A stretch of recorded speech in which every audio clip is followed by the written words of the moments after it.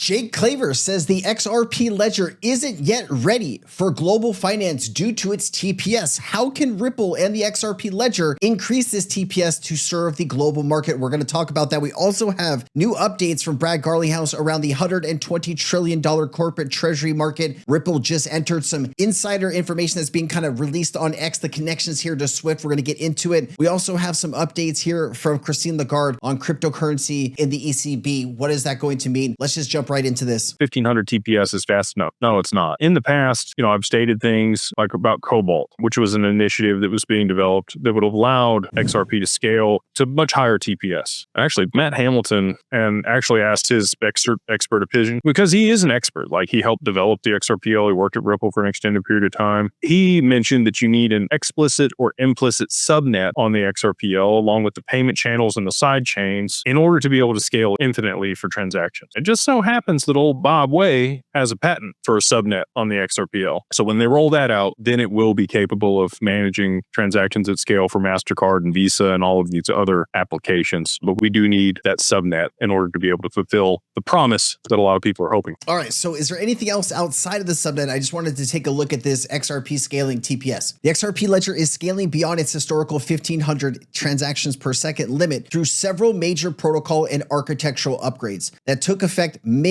to late 2025. These improvements combine network level optimizations, new token standards, and potentially off-chain scalable integrations. Let's go ahead and jump right into this. Ripple engineers introduced throughput optimizations that reduce consensus latency and parallelize transaction validation. Testing in June 2025 showed consistent throughput around 1,500 TPS with a peak of 3,400 TPS under certain load conditions. These changes preliminary optimize validator coordination and ledger close times without compromising the XRP's ledger's finality model. The new privacy and efficiency updates released in October 2025 further enhanced validator throughput and made the XRP Ledger a more suitable substrate for institutional settlement applications. Ripple's engineers stated that the focus was on maintaining sub 5-second latency and minimal energy footprint, even under high institutional use. We just saw Ethereum, right? During the crypto market meltdown on Friday with the liquidity crisis, 19 to 20 billion, Ethereum saw a huge rush in transactions, and the average price per transaction, we're seeing 30, 50, sometimes even hundreds of dollars on Ethereum. I start to think, is Ethereum even at a place right now that the world can tokenize everything and put it on Ethereum? It doesn't quite feel like Ethereum is still not ready for prime time adoption. But let's get back to the XRP Ledger. MPTs, which is the multi-purpose token. I just did a bunch of content on this over the last week. If you're interested to take a look, it says on October 1st, 2025, the XRP Ledger activated the multi-purpose token standard, the most significant structural change since XLS 20 NFTs. The MPT embeds fungible and non-fungible and hybrid asset capabilities directly into the XRP Ledger's core, removing the need for custom smart contracts. This new design drastically reduces network bloat, storage, overhead, and floating footprint computation errors, improving validation speed and memory use is efficiency. Because MPT transactions are handled natively within the Ledger protocol, they are processed with similar efficiency to the standard XRP transactions. Preliminary Ripple X testing confirmed that XRPL remains performant under new high MPT issuance loads, partly because MPT eliminates bespoke token logic and minimizes Ledger's rights. Furthermore, every MPT operation still consumes XRP for fees, aligning with XRPL's deflationary design and preventing spam. Further scaling beyond 3,000 TPS is being explored through amendments like confidential multi-purpose tokens and research into zero-knowledge rollups. So lots of stuff, including what Jake was talking about, also other things happening in the space to try to improve TPS. Now, Brad Garlinghouse did come out and post this today. Ripple is breaking into the $120 trillion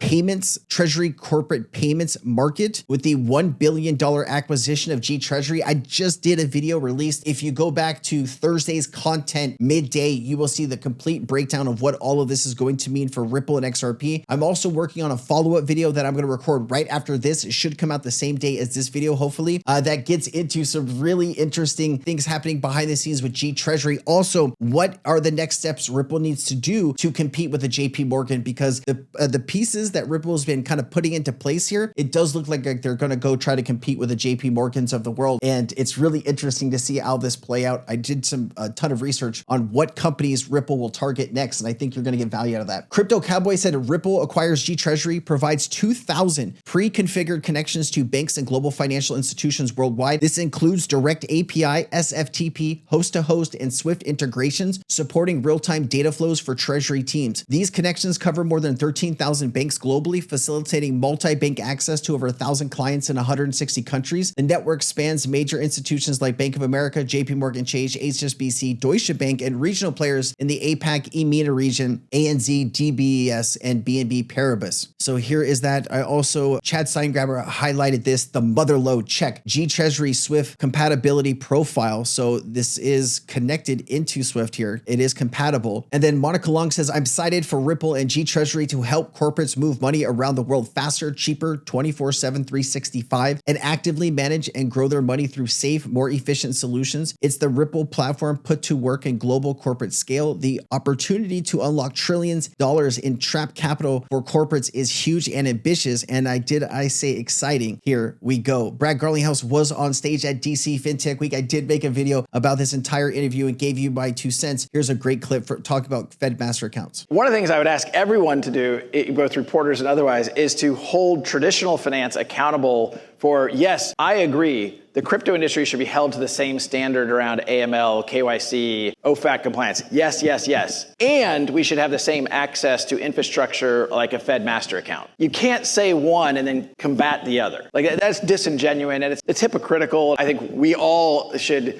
call them out for being anti-competitive in that regard. So that's kind of one thought of just, there should be a level playing field. There should be a level playing field. Is there? We're still working for it. There is a new White House gala dinner. Ripple is invited. Trump courts donors with White House ballroom dinner. I think this is like $1 million to get in, right? $1 million a plate or something like that. It's pretty crazy. Interesting to still see they're raising money, right? I don't know, man. It's anyways, European Central Bank president says Bitcoin will not be included in any EU central bank reserves. My thing is, like, usually you're raising money because you're running for president again, right? That's what people do in between. Trump can't run a 3rd term. So like all of the stuff that they're raising money for, I'm wondering what they're raising money for. I don't know. Maybe I don't get that. European Central Bank president says Bitcoin will not be included in EU central bank reserves. This matter that you referred to, and whether reserves of central bank should or could include Bitcoins, I think there is a view around the table of the Governing Council, and most likely the General Council as well, that reserves have to be liquid, that reserves have to be secure, that they have to be safe, that they should not be plagued by the suspicion of money laundering or other criminal activities, and as a result, confident that Bitcoins will not enter the reserves of any of the central banks of the General Council. I had a good conversation with my colleague from the Czech Republic, and I leave it to him to make whatever announcement he wants to make, but I'm confident that he's convinced, as we all are, of the necessity to have liquid, secure, and safe reserves. Bitcoin is out. So she said General Council, right? General Council, European Central Bank. Those countries, the president and vice president of the ECB, the governors of the national central banks, NCBs of all 27 member states. So she's talking about the whole EU here, right? Euro area countries,